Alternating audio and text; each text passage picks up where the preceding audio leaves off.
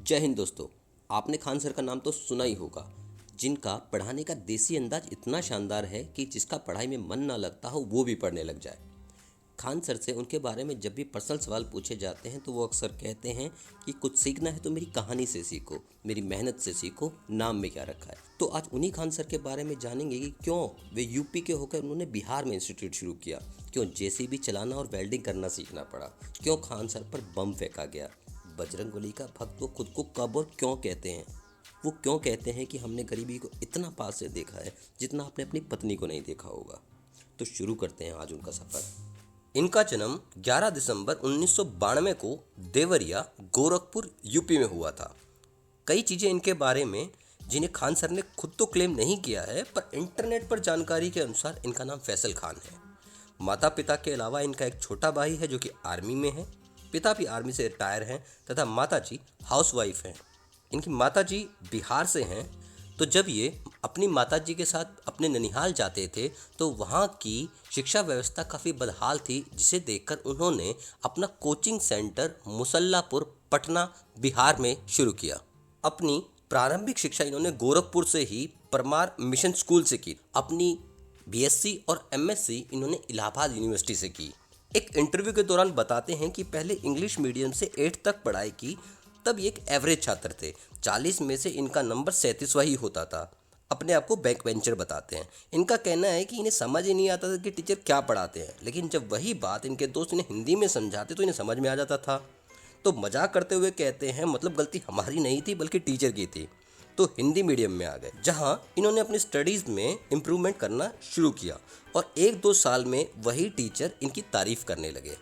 लेकिन ऐसा नहीं है कि खान सर ने असफलताएं नहीं देखी हैं। शुरू से ही इनका मन आर्मी में जाने का था, तो स्कूल में इन्होंने एनसीसी भी की। 9th क्लास में सैनिक स्कूल के लिए तैयारी की, पर बात नहीं बनी। धीरे धीरे 8th के बाद पढ़ाई में इम्प्रूव कर रहे थे तो पॉलिटेक्निक की तैयारी करी, पर रैंक अच्छी नहीं आई तो उसे छोड़ना पड़ा। AIEEE एग्ज़ाम की तैयारी की, लेकिन देर रात तक पढ़ते रहने की वजह से सुबह एग्ज़ाम के टाइम तक सोते रह गए। यूनिवर्सिटी में स्टूडेंट यूनियन का हिस्सा थे, तो स्टूडेंटों की हक की बात करने के कारण इन्हें 3 बार जेल भी जाना पड़ा। लेकिन आर्मी में ज्वाइन करने का सपना हमेशा से मन में था, तो NDA का एग्ज़ाम दिया और पास भी किया, परंतु मेडिकल में फेल हो गए। खान सर के हाथ का एंगल नॉर्मल से ज़्यादा है, जिस वजह से वो आर्मी में ना जा सके। मेरा हाथ टेढ़ा है, देखो दिख रहा होगा कैमरा के सामने, चलो टेढ़ा है, ये यहाँ जाके ऐसे हो गया है। यहाँ पे 21 डिग्री का एंगल है, बहुत ज्यादा। जिस आर्मी में जाने के सपने को वो अपनी गंगोत्री मानते थे, वो सपना टूट गया था। सब समझ आना बंद हो गया था। 1 महीने तक किसी से बात भी नहीं की, पर घर वालों ने पूछा कि अब क्या इरादा है, तो उनके कहने पर वेल्डिंग का काम सीखा। वो बताते हैं कि अपनी कोचिंग इंस्टीट्यूट के जो पहले बेंचेस हैं वो उन्होंने खुद वेल्ड किए हैं। जेसीबी चलाना भी सीखा। वहाँ भी पढ़ाई की बातें करते थे, उनका मन काम में नहीं लग रहा था। तो अपने प्रिय मित्र सोनू, पवन, हेमंत को अपने मन की व्यथा कही, तो उन्होंने कहा कि तुम कहीं नहीं जाओगे, जितना हो सके फाइनेंशियली मदद भी की। फिर यहाँ से खान सर ने होम ट्यूशन पढ़ाना शुरू किया। बताते हैं कि बच्चा भी उन्हीं की तरह जिद्दी निकला, बिल्कुल पढ़ के खुश नहीं होता था, पर खान सर की शरण में आते ही वो भी कमाल करने लगा। फिर एक इंस्टीट्यूट ज्वाइन किया जहाँ 6 बच्चे थे। उन बच्चों को इनके पढ़ाने का देसी अंदाज बड़ा पसंद आया, तो कुछ ही दिनों में 6 से 12, 12 से 20, 20 से 50 कब हुए पता ही नहीं चला। 2 महीने के अंदर 150 से ज़्यादा बच्चे हो गए। इंस्टीट्यूट वालों को टेंशन हो गई, अगर कि ये बंदा चला गया तो बच्चे भी चले जाएंगे। उसने कहा कि तुम आज के बाद किसी को अपना नाम, पता, फ़ोन नंबर कुछ नहीं बताओगे। तो बस यहीं से वो खान सर के नाम से ही जाने जाने लगे। शिक्षा हर बच्चे तक पहुँचे, खान सर की प्राथमिकता रही है। तो जब इंस्टीट्यूट वालों ने फीस बढ़ानी चाही तो खान सर ने मना कर दिया। तो इसी बीच अपना institute Khan sir GS research centre के नाम से खोला, जहां मात्र 200 रुपये में बहुत ही कम फीस में बच्चों को पढ़ाने लगे और गरीब बच्चों से वो फीस भी नहीं लेते थे। अब इतनी सस्ती फीस तो कोचिंग माफिया को परेशानी होने लगी। तो किस्से में बताते हैं कि लोगों ने इनके सेंटर पर बम फेंक दिए, भगदड़ मच गई। एक बच्चा उसी दिन एडमिशन के लिए आया था, उसकी तो स्कूटी उड़ गई। एक बम खान सर के पैरों के पास आ गिरा। अपने अंदाज में कहते हैं कि पैरों के पास बम गिरा पर फटा नहीं, क्योंकि बम को भी पता है कि शिक्षक के सामने आवाज़ ऊंची नहीं करनी चाहिए। वो केस 2019 से अब तक चल रहा है, पर पुलिस अब तक किसी नतीजे पर नहीं पहुंची। अपनी भारतीय संस्कृति से बहुत प्रेम करते हैं, तो हर धर्म का त्यौहार सेंटर पर मनाया जाता है।